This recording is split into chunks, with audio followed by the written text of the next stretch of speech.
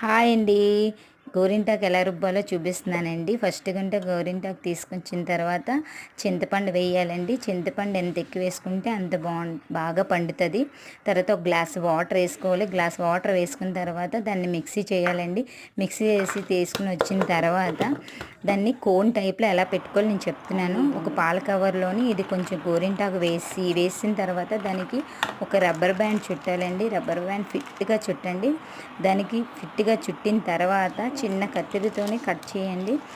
లైట్గా వస్తుంది అనమాట. మన కోన్కి ఎలా వస్తుంది అలాగా డిజైన్ వస్తుంది. ఆ డిజైన్ పెన్నుతో ఏ డిజైన్ అయినా వేసుకోవచ్చు. మీరు ఒకసారి ట్రై చేసి చూడండి. ఈ ఫుల్ లింకు నా ఛానల్లో ఉంది, ఒకసారి చూడండి. అదిగోండి అలా డిజైన్ వేసుకుంటే ఎంత డిజైన్ అయినా ఎలాంటి డిజైన్ అయినా కోన్ డిజైన్స్ కూడా బాగా పండుతాయి. Thank you. ఈ వీడియో మీకు నచ్చితే లైక్ చేయండి, షేర్ చేయండి, సబ్స్క్రైబ్ చేసుకోండి. నా ఫుల్ వీడియో నా లింక్లో చూడండి.